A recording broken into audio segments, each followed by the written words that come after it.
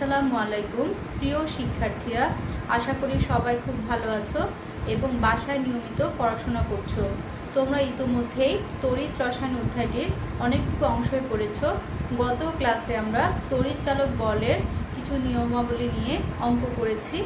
আজ আমরা একটি গুরুত্বপূর্ণ বিষয় নির্দেশক তড়িৎদ্বার, প্রমাণ হাইড্রোজেন তড়িৎদ্বার এর গঠন নিয়ে আলোচনা করব। প্রিয় শিক্ষার্থীরা, তোমাদেরকে ইতোমধ্যে একক তড়িৎদ্বার বিভব সম্পর্কে বলেছি, প্রমাণ তড়িৎদ্বার বিভব সম্পর্কে বলেছি। তোমরা জানো, যদি কখনো এমন হয় যে এমন একটি তড়িৎদ্বার যে তড়িৎদ্বারের নাম বা তার বিভব আমাদের কাছে জানা নেই, তাহলে সেই ক্ষেত্রে সেই তড়িৎদ্বারের বিভব যদি আমরা নির্ণয় করতে চাই, আমরা সরাসরি কখনোই তা নির্ণয় করতে পারবো না। অবশ্যই সেই তড়িৎদ্বারের বিভব যদি আমাদেরকে নির্ণয় করতে হয়, তাকে এমন একটি তড়িৎদ্বারের সাথে যুক্ত করতে হবে যেই তড়িৎদ্বারের বিভব আমাদের কাছে জানা থাকবে। সেই ধরনের তড়িৎদ্বারগুলোকে আমরা বলি জানা তড়িৎদ্বার। তাহলে সেই ক্ষেত্রে যদি কখনো এমন হয় যে কোনো একটি পরীক্ষণীয় তড়িৎদ্বার যে তড়িৎদ্বারের বিভব আমাদের কাছে জানা নেই, তাকে যদি একটি জানা বিভবের তড়িৎদ্বারের সাথে আমরা যুক্ত করি, তবে দেখা যাবে দুটি তড়িৎদ্বার যেহেতু আছে, তাদের দ্রবণের সমন্বয়ে আমরা একটা তড়িৎ রাসায়নিক কোষ গঠন করতে পারলাম। এরপর উক্ত কোষের আমরা একটি তড়িৎ চালক বল অর্থাৎ ইএমএফও কিন্তু সেক্ষেত্রে পেয়ে যাব। আর ওই ইএমএফ এর মান থেকে যদি আমরা জানা বিভবের তড়িৎদ্বারের মানটি বিয়োগ করি, তবে তড়িৎদ্বারের বিভবটি বিয়োগ করি, তবে সহজে আমরা পরীক্ষণীয় তড়িৎদ্বারের বিভব আমরা নির্ণয় করতে পারবো। যেহেতু তোমরা জানো যে তড়িৎ চালক বল ইনট সেল ইকুয়ালস টু অ্যানোডে জারণ বিভব যোগ ক্যাথোডে বিজারণ বিভব। তাহলে যে কোনো একটি বিভবের মান যদি জানা থাকে, তড়িৎ চালক বলের মানও যদি জানা থাকে, তাহলে অপর তড়িৎদ্বারের বিভব আমরা সহজেই নির্ণয় করতে পারি। তাহলে তোমাদেরকে যখনই কোনো একটি পরীক্ষণীয় তড়িৎদ্বারের বিভব নির্ণয় করতে দিবে, যে তড়িৎদ্বারের নাম বা বিভব তোমাদের কাছে জানা নেই, তাহলে সেই ক্ষেত্রে অবশ্যই তাকে একটি জানা বিভবের তড়িৎদ্বারের সাথে যুক্ত করে একটি তড়িৎ রাসায়নিক কোষ গঠন করতে হবে। আর এই যে ম্যাম কথাগুলো বললাম, এই কথাটি বলার পেছনে মেইনলি যেটি কারণ, আমরা আজকে একটি নতুন তড়িৎদ্বার সম্পর্কে জানবো, যা হচ্ছে নির্দেশক তড়িৎদ্বার, যাকে আমরা ইংরেজিতে বলি রেফারেন্স ইলেকট্রোড। সেক্ষেত্রে তোমাদেরকে এই অংশটি খুব বেশি ইম্পর্টেন্ট, পরীক্ষা আমাদের অনেকবার এসেছে যে জ্ঞানমূলক প্রশ্ন হিসেবে নির্দেশক তড়িৎদ্বার কাকে বলে। তাহলে সেই ক্ষেত্রে ম্যাম তোমাদের জন্য বোর্ডে উত্তরটি লিখেছি, তোমরা বোর্ডে খেয়াল করবে। প্রিয় শিক্ষার্থীরা, তোমরা খেয়াল করো, ম্যাম সংজ্ঞাটি লিখেছি। নির্দেশক তড়িৎদ্বার বা ইংরেজিতে যাকে আমরা বলি রেফারেন্স ইলেকট্রোড, রেফারেন্স বলতে এখানে নির্দেশক বোঝাচ্ছে, আর তড়িৎদ্বারকে আমরা ইংরেজিতে ইলেকট্রোড শব্দটা বলে থাকি। তাহলে সংজ্ঞাটা হচ্ছে, কোনো পরীক্ষণীয় তড়িৎদ্বারের বিভব নির্ণয় করতে হলে তাকে একটি জানা বিভবের তড়িৎদ্বারের সাথে সংযুক্ত করে তড়িৎ রাসায়নিক কোষ গঠন করা হয়। উক্ত জানা বিভবের তড়িৎদ্বারকে নির্দেশক তড়িৎদ্বার বলে। অর্থাৎ যার সাহায্যে আমরা পরীক্ষণীয় কোনো তড়িৎদ্বারের বিভব নির্ণয় করতে পারবো, সেই জানা বিভবের তড়িৎদ্বারটিকে আমরা বলবো নির্দেশক তড়িৎদ্বার। শিক্ষার্থীরা, এই পর্যায়ে আমরা জানবো নির্দেশক তড়িৎদ্বার কত প্রকার ও কি কি। শিক্ষার্থীরা, নির্দেশক তড়িৎদ্বার দুই প্রকার। এক নম্বর হলো প্রাইমারি বা মুখ্য নির্দেশক তড়িৎদ্বার, দুই নম্বর হলো সেকেন্ডারি বা গৌণ নির্দেশক তড়িৎদ্বার। ম্যাম আবার বলছি, নির্দেশক তড়িৎদ্বার দুই প্রকার। এক নম্বর প্রাইমারি বা মুখ্য নির্দেশক তড়িৎদ্বার, দুই নম্বর সেকেন্ডারি বা গৌণ নির্দেশক তড়িৎদ্বার। তোমরা এই পর্যায়ে প্রাইমারি বা মুখ্য নির্দেশক তড়িৎদ্বারের ম্যাম একটা উদাহরণ বলবো। উদাহরণটি হলো প্রমাণ হাইড্রোজেন তড়িৎদ্বার। এটা আমাদের বোর্ড পরীক্ষায় অসংখ্যবার এমসিকিউতে এসেছে, তোমরা এটা খেয়াল রাখবে। প্রমাণ হাইড্রোজেন তড়িৎদ্বার হলো প্রাইমারি বা মুখ্য নির্দেশক তড়িৎদ্বারের উদাহরণ। আর সেকেন্ডারি বা গৌণ নির্দেশক তড়িৎদ্বারের উদাহরণ হিসেবে আমরা যা জানবো তা হলো ক্যালোমেল তড়িৎদ্বার,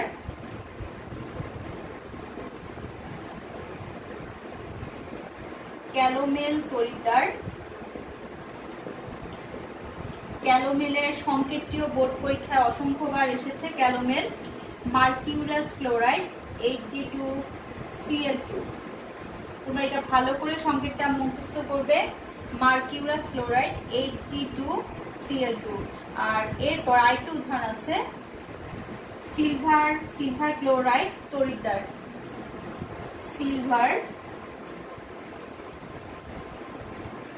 সিলভার ক্লোরাইড তড়িৎদ্বার।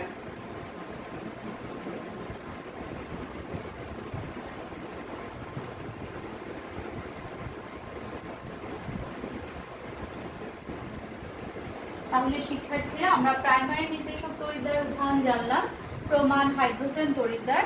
আর সেকেন্ডারি বা গৌণ নির্দেশক তড়িৎদ্বার উদাহরণ জানলাম ক্যালোমেল তড়িৎদ্বার। আর হচ্ছে 2 নম্বর সিলভার ক্লোরাইড তড়িৎদ্বার। তোমরা এক্ষেত্রে ক্যালোমেলের সংকেত কি বাসায় ভালোভাবে বেশ কয়েকবার লিখবে, এটা খুব ইম্পর্টেন্ট, এটা বোর্ড পরীক্ষা এমসিকিউতে আসে। আর প্রমাণ হাইড্রোজেন তড়িৎদ্বার প্রাইমারি বা মুখ্য নির্দেশক তড়িৎদ্বার উদাহরণ, এটাও ভালো করে জেনে রাখবে। প্রিয় শিক্ষার্থীরা, এই পর্যায়ে আমরা যেটা জানবো প্রমাণ হাইড্রোজেন তড়িৎদ্বার কাকে বলে বা প্রমাণ হাইড্রোজেন তড়িৎদ্বার বলতে আমরা কি বুঝি। আমাদের বোর্ড পরীক্ষায় প্রমাণ হাইড্রোজেন তড়িৎদ্বার কাকে বলে এটা যেমন জ্ঞানমূলক প্রশ্ন আমরা দেখি, আবার আসে প্রমাণ হাইড্রোজেন তড়িৎদ্বার বলতে কি বুঝো। তাহলে সেই ক্ষেত্রে কিন্তু এটা অনুধাবনের প্রশ্ন আমাদের এসেছে। আর সেই ক্ষেত্রে এটা সংজ্ঞায়িত করার সময় বা এর ব্যাখ্যা করার জন্য আমাদের যা দরকার হবে, ম্যাম তোমাদেরকে এর আগে প্রমাণ তড়িৎদ্বার বিভব পড়িয়েছিলাম, সেই ক্ষেত্রে তোমাদের একটা বিষয় বলা ছিল, যদি কখনো আমরা দেখতে পাই যে কোনো তড়িৎদ্বারের আগে প্রমাণ শব্দটি আছে, তবে সেই ক্ষেত্রে আমাদেরকে 3টি শর্ত পালন করতে হবে। তাহলে প্রমাণ হাইড্রোজেন তড়িৎদ্বারের আগেও কিন্তু একটি প্রমাণ শব্দ আছে, তাই আমরা এখানে 3টি শর্ত পালন করব এবং সেই ক্ষেত্রে সংজ্ঞাটিকে উপস্থাপন করার সময় আমাদেরকে সেই 3টি তথ্য অবশ্যই সংজ্ঞার মধ্যে উল্লেখ করতে হবে। আর সেই শর্তগুলো আশা করি তোমাদের মনে আছে, ম্যাম সেখানে বলেছিলাম তাপমাত্রা 25 ডিগ্রি সেলসিয়াস বা 298 কেলভিন হতে হবে। অবশ্যই যে তড়িৎ বিশ্লেষ্য দ্রবণটি আমরা ব্যবহার করব তার ঘনমাত্রা 1 মোলার হতে হবে এবং যদি সেটি গ্যাসীয় কোনো তড়িৎদ্বার হয়ে থাকে তবে সেই ক্ষেত্রে সেই গ্যাস সরবরাহ করার সময় তার চাপ 1 অ্যাটমসফিয়ার হতে হবে। তাহলে প্রমাণ হাইড্রোজেন তড়িৎদ্বার যখন আমরা সংজ্ঞায়িত করব, তাহলে অবশ্যই আমাদেরকে যে জিনিসটি খেয়াল করতে হবে, অবশ্যই এটা যেহেতু হাইড্রোজেনের তড়িৎদ্বার, আমরা যে দ্রবণ ব্যবহার করব সেই দ্রবণে অবশ্যই হাইড্রোজেন আছে এমন একটি দ্রবণ নিতে হবে। যেমন তোমরা যখন জিঙ্কের তড়িৎদ্বার দেখো, সেক্ষেত্রে তার ক্ষেত্রে দ্রবণ আমরা জিঙ্ক সালফেট বা জিঙ্কের কোনো দ্রবণ ইউজ করি, তাহলে হাইড্রোজেনের যেহেতু তড়িৎদ্বার আমরা দ্রবণ হিসেবে ব্যবহার করব হাইড্রোক্লোরিক অ্যাসিড, এই ধরনের বিষয়টি। তাহলে সেক্ষেত্রে অবশ্যই প্রমাণ হাইড্রোজেন তড়িৎদ্বারের ক্ষেত্রে যে দ্রবণটি আমরা নিচ্ছি হাইড্রোক্লোরিক অ্যাসিড দ্রবণ, তার ঘনমাত্রা হতে হবে 1 মোলার আর তাপমাত্রা রাখতে হবে 25 ডিগ্রি সেলসিয়াস বা 298 কেলভিন এবং অবশ্যই যেহেতু হাইড্রোজেন গ্যাস, উক্ত হাইড্রোজেন গ্যাস 1 অ্যাটমসফিয়ার চাপে সরবরাহ করতে হবে। তাহলে এই ক্ষেত্রে আমরা চিত্রটি খেয়াল করব। প্রিয় শিক্ষার্থীরা, তোমরা বোর্ডে প্রমাণ হাইড্রোজেন তড়িৎদ্বারের চিত্রটি দেখতে পাচ্ছ। চিত্রটি আঁকা খুবই সহজ। আঁকার সময় তোমরা আগে একটি কাঁচ পাত্র নিবে, নেওয়ার পর সেখানে অবশ্যই 1 মোলার হাইড্রোক্লোরিক অ্যাসিড দ্রবণ নিতে হবে। এরপর এখানে ম্যাম উপস্থাপন করলাম একটি প্লাটিনামের পাত, যার উপর প্লাটিনাম গুঁড়ার আস্তরণ অবশ্যই থাকতে হবে। তাহলে সেক্ষেত্রে আর অবশ্যই এটি চিত্রটি আঁকার সময়, যেটি ম্যাম অবশ্যই হাইড্রোজেন তড়িৎদ্বার গঠনেও বলবো, চিত্র আঁকার সময় প্লাটিনামের পাতটিকে অর্ধেক রাখতে হবে হাইড্রোক্লোরিক অ্যাসিড দ্রবণে আর বাকি অংশ রাখতে হবে দ্রবণের উপরে, মানে এটিকে অর্ধ নিমজ্জিত রাখতে হবে। এবং আর সেক্ষেত্রে যেহেতু এটা আমাদেরকে গ্যাস সরবরাহ করতে হবে, হাইড্রোজেন গ্যাস, তাই অবশ্যই আমাদেরকে এরকম একটি গ্লাস টিউবের মতো দিয়ে প্লাটিনামের পাতের সাথে সেই গ্লাস টিউবটিকে সংযুক্ত করতে হবে। আর আরেকটি বিষয় তোমাদেরকে এখানে বলে রাখা দরকার, যেহেতু এটি একটি গ্যাসীয় তড়িৎদ্বার, গ্যাস দিয়ে তো আর আমরা কোনোভাবে এখানে তড়িৎদ্বার তৈরি করতে পারি না, তাই এই ক্ষেত্রে আমাদেরকে প্লাটিনামের পাত ব্যবহার করতে হচ্ছে। তোমরা জানো তড়িৎ রাসায়নিক কোষ সংকেত লেখার নিয়মাবলীতে ম্যাম একটি কথা বলেছিলাম যে যদি কখনো গ্যাসীয় তড়িৎদ্বার হয় তবে তার সংকেত উপস্থাপন করার সময় অবশ্যই গ্যাসের সাথে হয় প্লাটিনাম না হলে গোল্ডকে আমাদের লিখতে হয় নিষ্ক্রিয় ধাতু রূপে। তাহলে সেই ক্ষেত্রে বিশেষ কারণটি হচ্ছে এটি, গ্যাস দিয়ে তো আর শক্তভাবে তড়িৎদ্বার আমরা লিখতে পারছি না বা তৈরি করতে পারি না, তাই অবশ্যই একটা ধাতুর আমাদের সাহায্য নিতে হয়, যা আমরা ব্যবহার করি প্লাটিনাম। যদি ধাতব তড়িৎদ্বার হয় তবে সেই ক্ষেত্রে কিন্তু এই ধরনের প্লাটিনাম পাতের ব্যবহার করার প্রয়োজন হচ্ছে না। আচ্ছা, তাহলে এবার এই পর্যায়ে আমরা জানবো প্রমাণ হাইড্রোজেন তড়িৎদ্বার কাকে বলে। যেহেতু প্রমাণ শব্দটি আছে, দেখো ম্যাম এখানে দ্রবণের ঘনমাত্রা 1 মোলার, টেম্পারেচার 25 ডিগ্রি সেলসিয়াস বা 298 কেলভিন রাখলাম, এবং হাইড্রোজেন গ্যাস যা আমরা সরবরাহ করছি তার প্রেশারটা 1 অ্যাটমসফিয়ার এখানে মেনশন করলাম। এবার আমরা সংজ্ঞাটা কিভাবে করব, সংজ্ঞাটি বলার সময় ম্যাম বলছি, তোমরা খেয়াল করবে।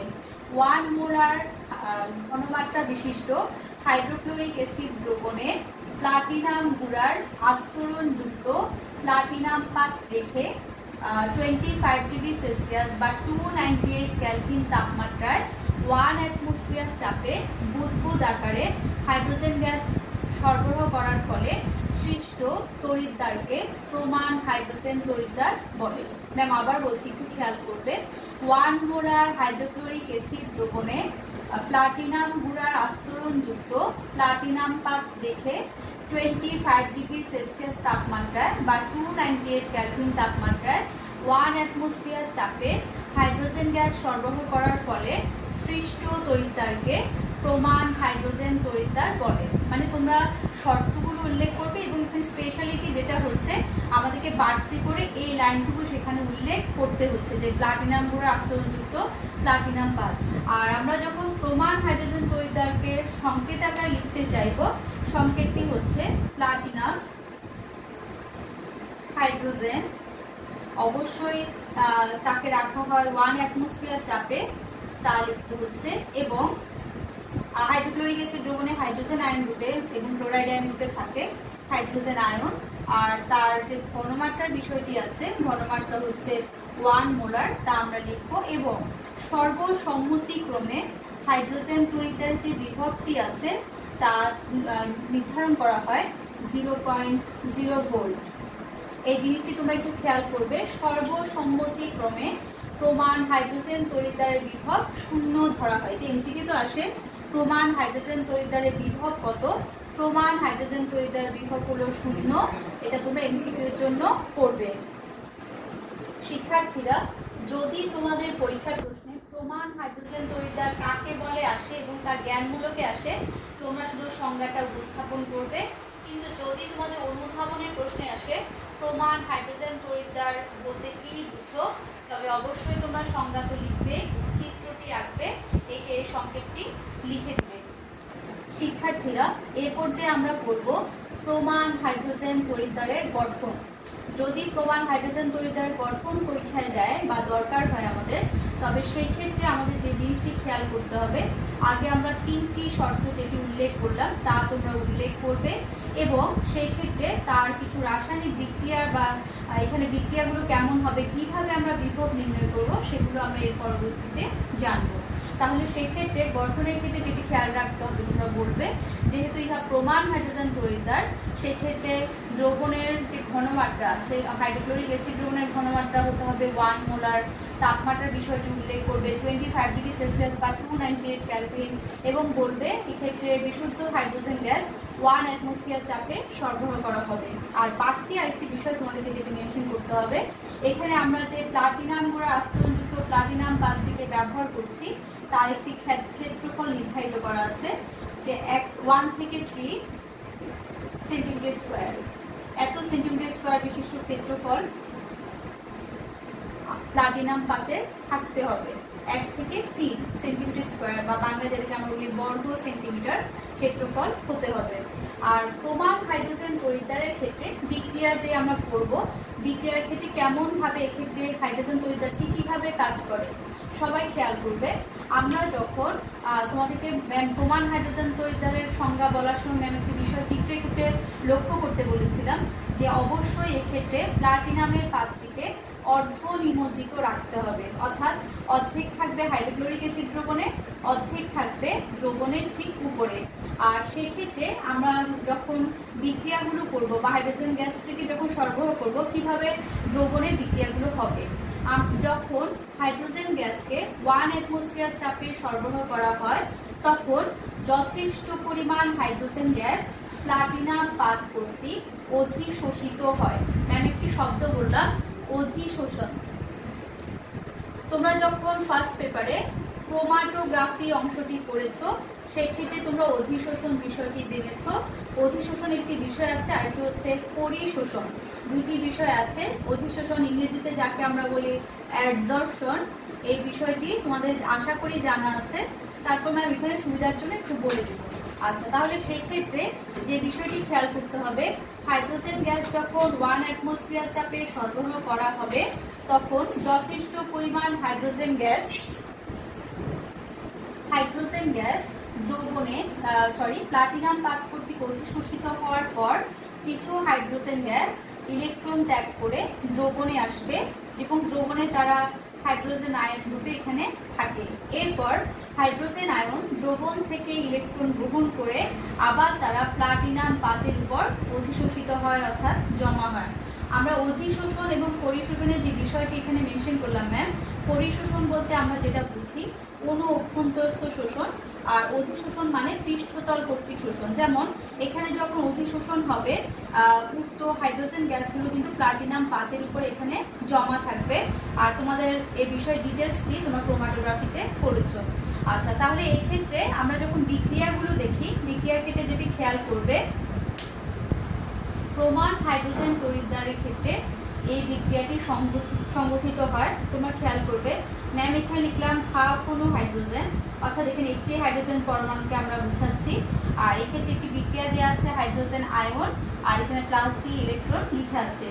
তোমরা খেয়াল করবে যদি ম্যাম সম্মুখমুখী বিক্রিয়াটিকে হিসাব করতে চাই তাহলে বোঝা যাচ্ছে এখানে প্লাস ইলেকট্রন বলতে আমরা বুঝি এটা এখান থেকে মাইনাস হয়ে তারপরে গেছে, অর্থাৎ হাইড্রোজেন থেকে যদি হাইড্রোজেন আয়ন হয় তার মানে বিক্রিয়াটিতে হাইড্রোজেন ইলেকট্রন ত্যাগ করেছে, অর্থাৎ সম্মুখমুখী বিক্রিয়া থেকে আমরা বুঝে নিচ্ছি তার জারণ হচ্ছে।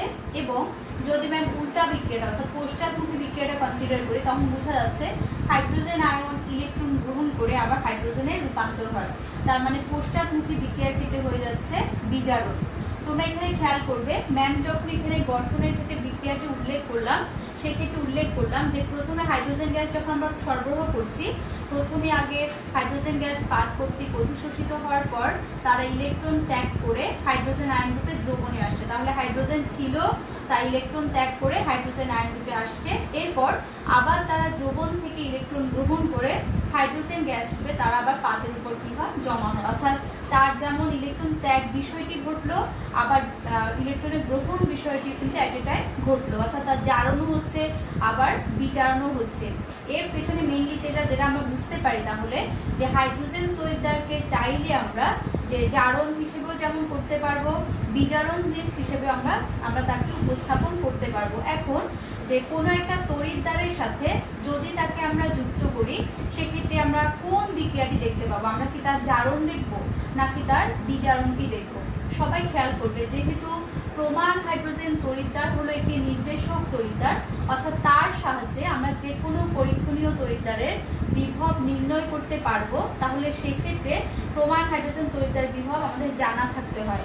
এবং ইতোমধ্যে ম্যাম তোমাদেরকে বলেছি সর্বসম্মতিক্রমে এই তড়িৎদ্বারের বিভব অর্থাৎ প্রমাণ হাইড্রোজেন তড়িৎদ্বারের বিভব 0 ধরা হয়েছে। তাহলে যদি আমরা প্রমাণ হাইড্রোজেন তড়িৎদ্বারের সাহায্যে ধরে নিচ্ছি ম্যাম জিঙ্কের বিভব নির্ণয় করতে চাই, যদিও তোমাদের অনেকের কাছে জিঙ্কের বিভব জানা আছে যা হচ্ছে 0.76 ভোল্ট, জারণ বিভব হলে অবশ্যই প্লাস 0.76 ভোল্ট। তাহলে সেক্ষেত্রে ধরলাম জিঙ্ক তড়িৎদ্বারটি বিভব আমাদের কাছে অনেকের কাছে জানা নেই, আবার এমনও আছে ধরে নিচ্ছি যে তোমাদেরকে যে পরীক্ষণীয় তড়িৎদ্বারটি দেওয়া হয়েছে তার নাম যে জিঙ্ক সেটা তোমাদেরকে বলা হয়নি।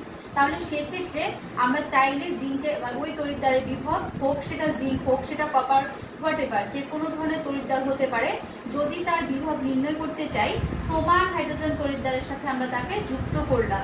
তাহলে যেহেতু প্রমাণ হাইড্রোজেন তড়িৎদ্বারের বিভব আমাদের কাছে জানা আছে 0 এবং তাকে যখন উক্ত পরীক্ষণীয় নমুনা তড়িৎদ্বারের সাথে আমরা যুক্ত করলাম তড়িৎচালক বল আমরা একটি পেয়ে যাব এবং সেই তড়িৎচালক বলের মানটি মেইনলি কিন্তু হবে উক্ত পরীক্ষণীয় তড়িৎদ্বারের বিভব, কারণ প্রমাণ হাইড্রোজেন তড়িৎদ্বার বিভবের মানটি হচ্ছে 0। তাহলে যেটি আমরা তড়িৎচালক বল পেয়ে যাব অর্থাৎ ইএমএফ বা ইনর্সিয়াল যেটি পেয়ে যাব তা কিন্তু উক্ত পরীক্ষণীয় তড়িৎদ্বারেরই হবে। তাহলে এক্ষেত্রে আমরা যেটা খেয়াল করব, ধরে নিচ্ছি জিঙ্কের তড়িৎদ্বার বিভব আমরা নির্ণয় করতে চাই, তাহলে সেক্ষেত্রে জিঙ্কের অবস্থান যেহেতু হাইড্রোজেনের উপরে অর্থাৎ জিঙ্কের জারণ হবে হাইড্রোজেনের বিজারণ হবে, তাহলে হাইড্রোজেনের যেহেতু বিজারণ হবে, অবশ্যই আমরা কোন দিকে বিক্রিয়াটা দেখতে পাবো তখন, যে হাইড্রোজেন তড়িৎ দ্বারা তখন পশ্চাৎমুখী বিক্রিয়াটি সংঘটিত হবে বিজারণ দিকে, অর্থাৎ হাইড্রোজেন আয়ন ইলেকট্রন গ্রহণ করবে এবং হাইড্রোজেন গ্যাসে রূপান্তরিত হবে। কিন্তু যদি ম্যাম বলি কপারের তড়িৎদ্বার বিভব আমি নির্ণয় করতে চাই, অর্থাৎ কপারের অবস্থান কিন্তু হাইড্রোজেনের নিচে, আবার এমনও হতে পারে যে সকল তড়িৎদ্বারের বা যে সকল ধাতুর অবস্থান হাইড্রোজেনের নিচে, তাদের সাথে যদি আমি হাইড্রোজেন তড়িৎদ্বারকে সংযুক্ত করি, অবশ্যই তখন কিন্তু হাইড্রোজেনের জারণ হবে, অর্থাৎ হাইড্রোজেন গ্যাস ইলেকট্রন ত্যাগ করে হাইড্রোজেন আয়নে রূপান্তরিত হবে, অর্থাৎ তার জারণ হচ্ছে, তখন আমরা কেবলমাত্র সম্মুখমুখী বিক্রিয়াটি দেখতে পাবো। তবে তোমাদের যেটি খেয়াল রাখতে হবে বা মনে রাখতে হবে যে কোন মুখী বিক্রিয়াটি সংঘটিত হবে সেটি নির্ভর করবে আমরা প্রমাণ হাইড্রোজেন তড়িৎদ্বারকে কোন ধরনের তড়িৎদ্বারের সাথে যুক্ত করছি তার উপরে। যদি ওই তড়িৎদ্বারের অবস্থান হাইড্রোজেনের উপরে হয় তবে অবশ্যই ওই তড়িৎদ্বারে তখন জারণ, হাইড্রোজেনের বিজারণ। যদি তাদের অবস্থান হাইড্রোজেনের নিচে হয় অবশ্যই তখন হাইড্রোজেনের জারণ, উক্ত তড়িৎদ্বারের বিজারণ হবে। আর তড়িৎ রাসায়নিক কোষ গঠন করার পর আমরা যে ইনট সেল বা তড়িৎচালক বলের মানটি পেয়ে যাব তা কিন্তু কেবলমাত্র পরীক্ষণীয় তড়িৎদ্বারেরই হবে, কারণ প্রমাণ হাইড্রোজেন তড়িৎদ্বার বিভবের মানটি হচ্ছে 0। প্রিয় শিক্ষার্থীরা, এতক্ষণ পর্যন্ত তোমরা নির্দেশক তড়িৎদ্বার, প্রমাণ হাইড্রোজেন তড়িৎদ্বারের গঠন সম্পর্কে জেনেছো। এগুলো তোমরা বাসায় পড়াশোনা করবে। যদি কোনো সমস্যা হয় কমেন্টস করে জানাবে। সবাই খুব ভালো থাকবে। ধন্যবাদ।